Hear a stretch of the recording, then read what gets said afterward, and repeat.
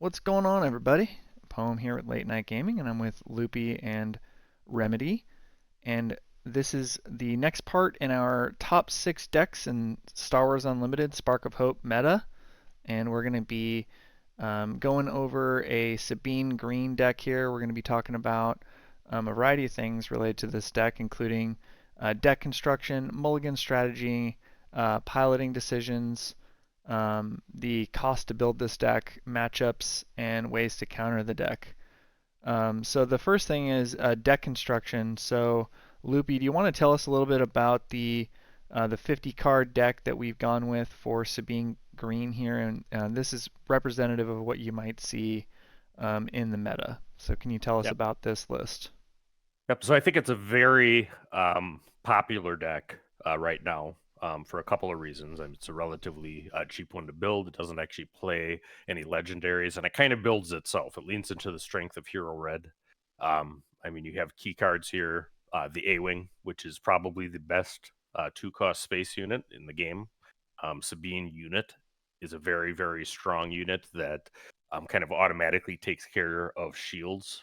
There's a lot of like crafty smuggler out in the meta that she's very good against.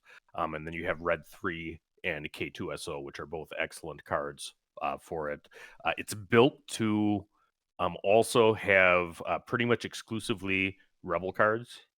So for a cause you I believe in, which is really the only from hand damage in the game, is there to typically finish matches. Okay, any other considerations, Remedy, on the 50 card list? I think for a deck like this, particularly when you're trying to build an aggressive deck, you really just want to play on curve. And so I think, but yeah, as Loopy said, what this deck's quite elegant at doing is that it gives you quite a variety of options at both the two and three drop range, with quite a lot of options both in space and arena because of the combination of the two colors chosen. So red and green in hero. The two strongest suits there are that red's got good units at 2 and 3 cost in space, particularly the A wing and the red one.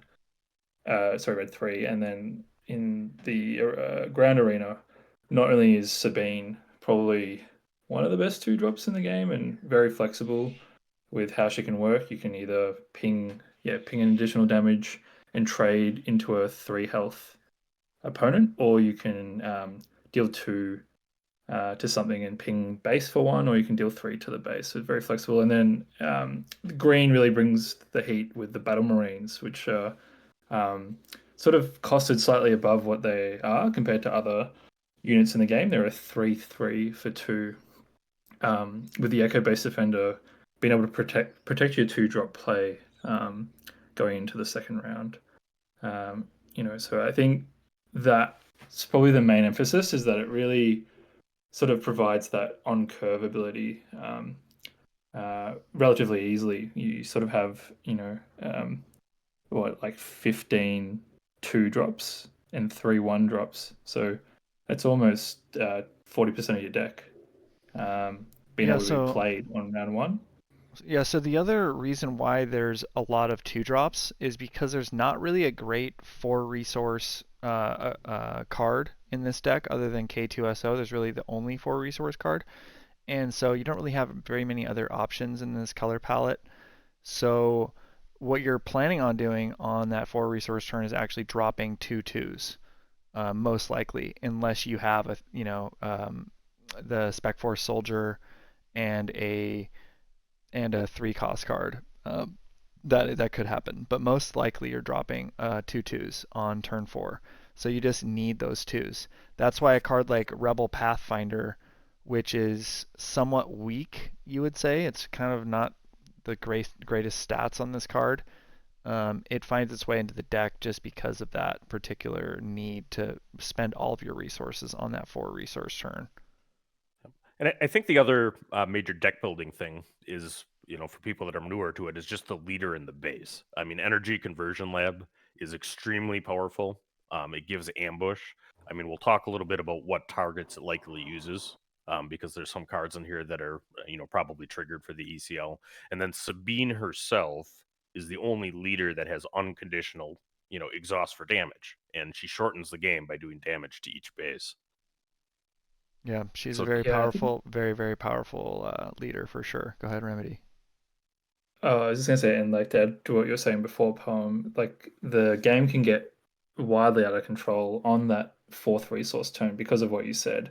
So if you've played on curve a two, on round one you drop a two drop, round two you drop a three drop, round four you play two two drops.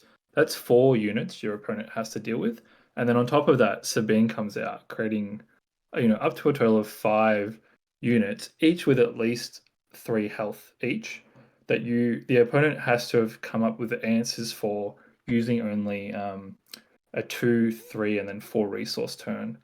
And it can be hard for decks to find appropriate answers on that curve as consistently as this deck can put out damage or put out threats of damage. Yeah, it's the consistency aspect of it. It's just this deck is very good to like test into, just because it sets like a baseline. Like I would say in general, when you're building a deck in Star Wars Unlimited, you have an idea. You want to build the best, Hera deck or something. You watched Rebels. You just watched it for the first time, and you wanna build Hera. Okay, whatever you want to do, whatever your idea is, I strongly recommend that you try to jump over this Sabine hurdle first. If your deck can handle this weenie rush, okay, if it can handle the Sabine aggro situation, then you can move on to the next boss. See if you can handle the Boba's mid range, situation and the real control decks out there. But if you can't really deal with this, it's going to be a long day. Remy, do you want to tell the story of your local who with the guy with the Boba deck, or was that Loopy?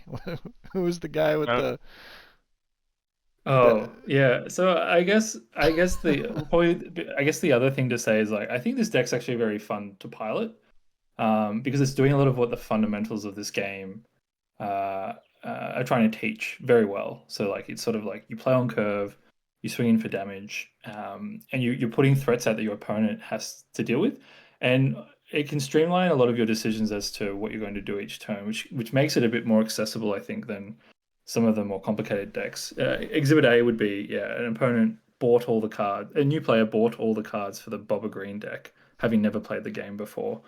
And unfortunately, round one they faced against a Sabine command deck, and the Sabine player didn't have all the cards for the deck, but they were able to play out on curve and deal out damage. And unfortunately, the new player wasn't um, sort of able to navigate the pressure that the deck put on, having been quite new to the game, and actually sort of decided that they didn't want to play the game anymore, and unfortunately, they sold their Vaders to another player there, so someone else got the Vaders and the Bobbers out of that player's deck.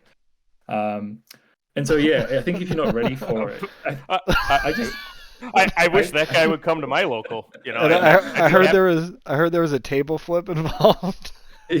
yeah, I think I think all in all they weren't ready or aware that the game could be this fast. And I think transitioning from like pre-release weekend and draft where the format was quite slow, it can be a bit of a shock when you are looking at turn four, you're already down to only having like, I don't know, 12, 13 health left on base. And then you look down at the board, you realize they've got four guys out and you take the initiative, you take the initiative and you're like, oh, I've got like, how am I going to answer 4 units on the 5 resource turn? um, and I guess the other thing is the games are fast, so you get more games in, which is often good value. You get more value Hmm. out of your time per minute playing the game. Yeah, so like, you're not going to run into a situation with this deck like you would with some other decks in a tournament where if you don't finish in the hour, then you take the loss. This will not happen to you most likely if you're playing Sabine. If you're trying to run a Thrawn deck or something like that, you might encounter difficulty in actually getting to the finish line within the time allotted. Um, all right, so let's jump in there. We've got we wanted to talk a little bit about the Mulligan. So any thoughts there on the Mulligan strategy remedy?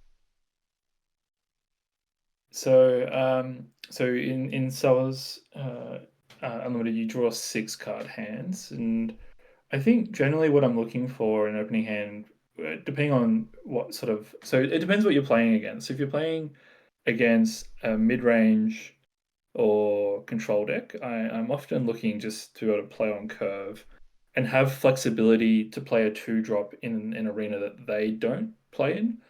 So what I mean by that is that on round one, if I am going first, will I'll just take a guess, and I'll usually preference A wing over anything else if it's in my hand to play, and go space, because less often other decks are running space units.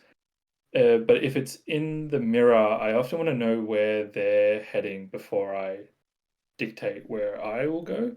But generally, you just want to have two drops at least and a 3 drop in hand, unit wise, with the best options being the A Wing, Sabine, and Red 3 would be my list of preferences. And then I guess the other 3 cards are it does I'm not too worried what they are.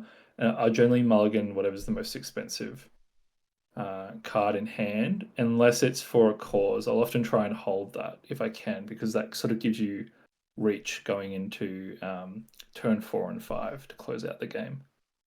Yes, you'll just resource your attack pod or something. You just drew it too early. It's not necessarily worth keeping. But a card like K2, you're probably keeping that and try not to resource that guy. He's too good for a cause, things like that. Did you Yeah, want to try? generally though, You're good. if you see no 2 drops though, if you see no 2 drops though, you should mulligan. You Hmm. definitely The most critical part of the deck is you do need to have a 2 drop to play. But with, like I said, 15 in the sorry, yeah, 15 in the deck, and then 3 1 drops. Your chances are pretty high that you'll see one. Yeah, you can often be a little bit greedy, like if you don't have the 3 resource, like a wing leader, or fleet lieutenant, or something like that. Red 3, like you can mulligan to try to actually find what you need there, and because you're most likely gonna see a 2 drop even after the mulligan there. Did Yeah, you have there's anything else to add there, Loopy, on mulligan? yeah, no, I think you hit the point. There's 18 turn one plays, so it's pretty safe to aggressively mulligan. If you don't like what the things are that line up. I do think that it is matchup dependent. I mean, I have a tendency if I'm facing a villain green to try to limit space and be able to actually curve until space to avoid super laser attack ramping. I think that that's a good thing to do. Um, and then conversely, I mean, if you have some of the cards that are very relevant for beating control, I mean, and For a Cause, I think, is the biggest one because you can finish the game with For a Cause and can actually dig for itself, right? Because you can actually set it up as your next round play too. I mean, that's a key card there. K2 can be a key card in the mirror for sure because slicing something off with an ECL K2 can be very important. Sweet. So Sabine Green, bringing the heat, coming at you. Um, let's talk a little bit about some matchups that this deck might encounter.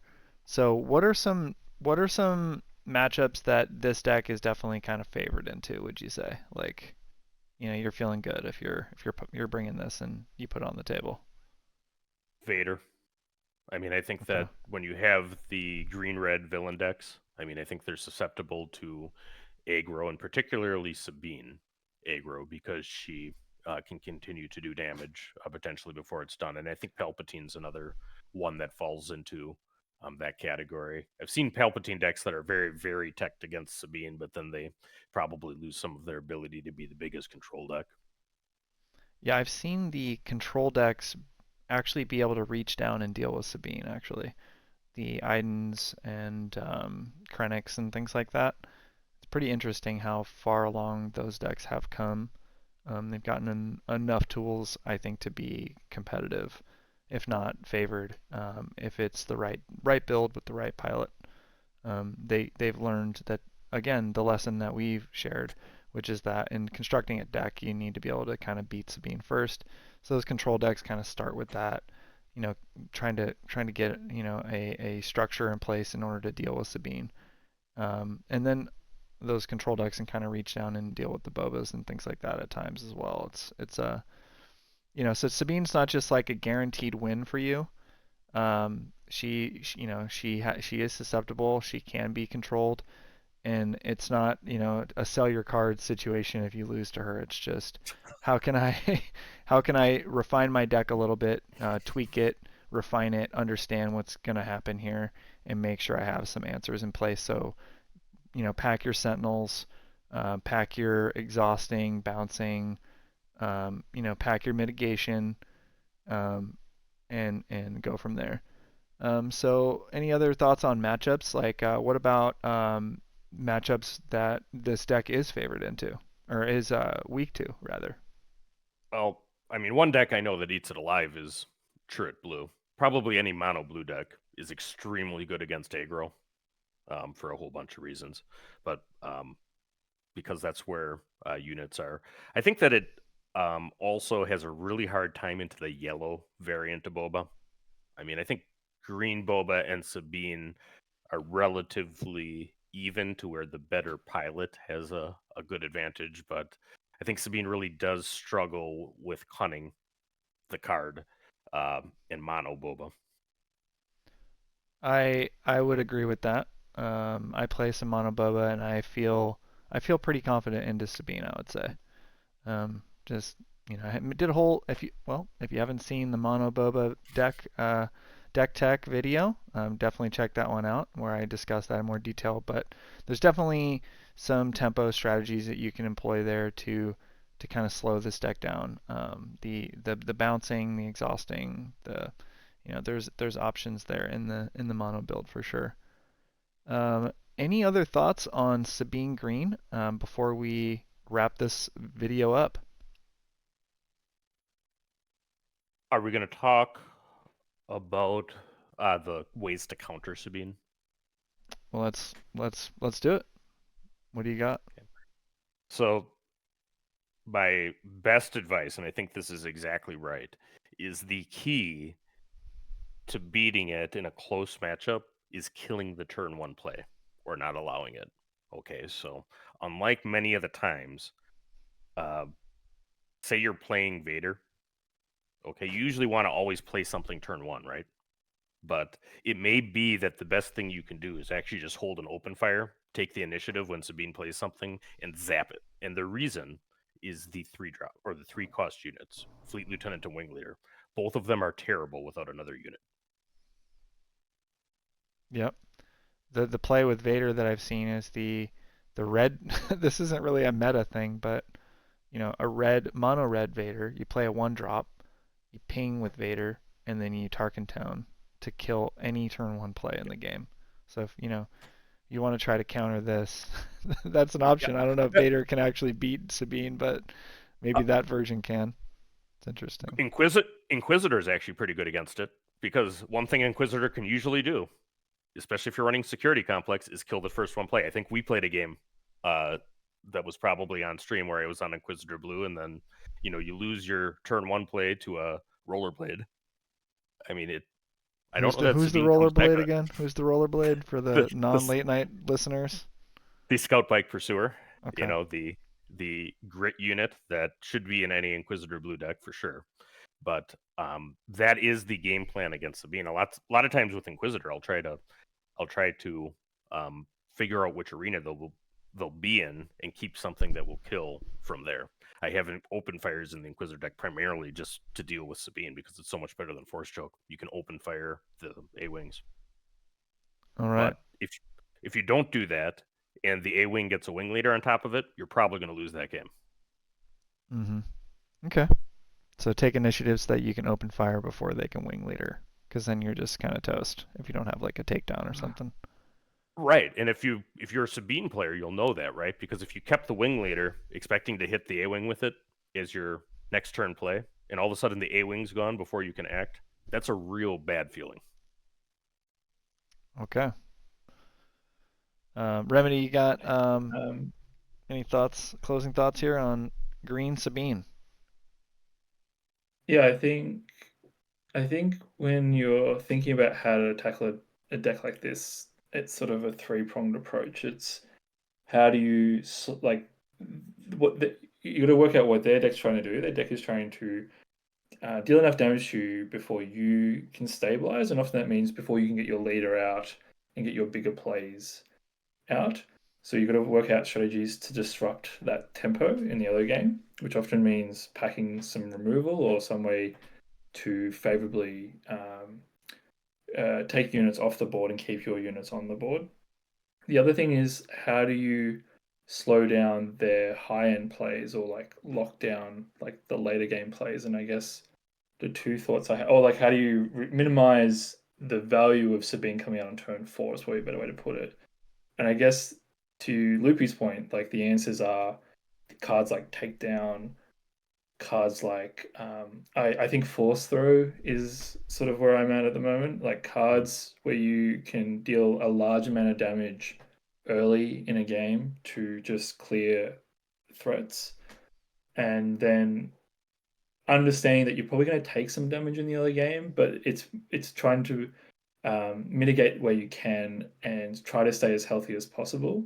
Another consideration, I think more people are sort of catching on to it now, is really think about whether you need a 25 health base to make your deck work, or whether going to 30 gives you just that additional turn to sort of turn the game around. There's been a lot of games where I've gone into turn five and I just don't have enough health to get me through until the end of the round, and I usually probably could turn the game if not for the fact that the following turn, the first action they do will kill me. Like I'm on like 3 or 4 health.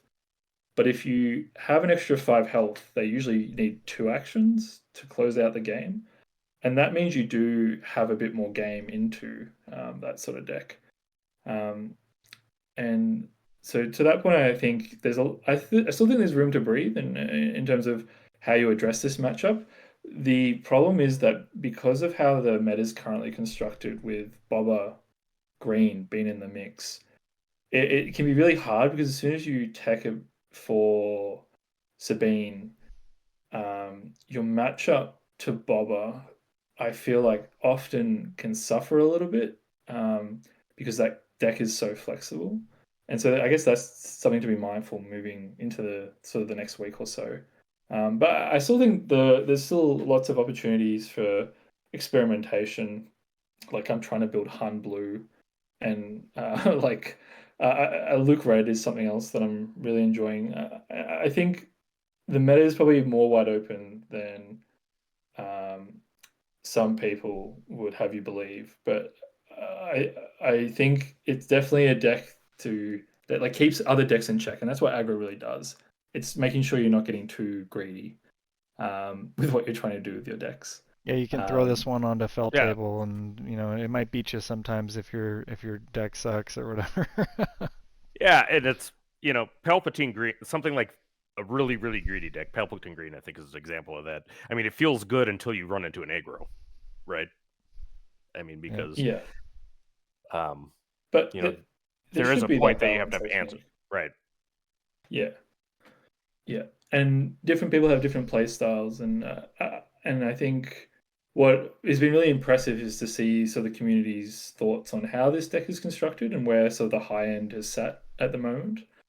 I do wonder whether there's some room to change things or whether the mirror matchup becomes more of a consideration, and as a result of teching for the mirror, some other matchups may suffer a little bit. Um, yeah, I'll be curious to see how it goes over the next, few months before we get more cards.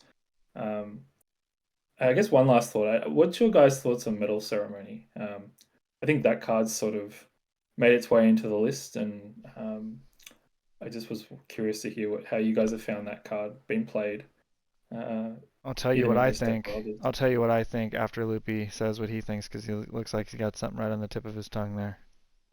No, I think Medal Ceremony. First off, I realized yesterday that it has a picture of a sad Wookiee not getting a medal in the actual art. So So I actually had an owner in Wisconsin say that's a subtle hint to say that 2 units is just fine and you should cast it. Because you get There two you medals, go. not three. And which is exactly right. I mean, it's fine to actually just get an experience for 0 on 1. The other thing Medal Ceremony does expertly is if you're going against a force throw deck, you know what the best card to have in your hand is? Medal Ceremony. Um, Metal Ceremony is 100% everything. It takes your units out of certain breakpoints, and it is just um, incredible. So just the that extra little health, that one little health is what to me makes all the difference.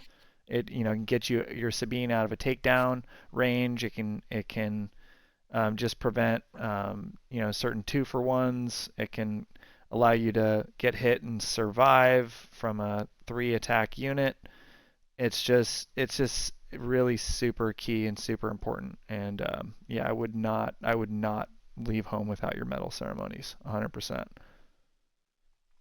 And I think that got us to the finish line on this one.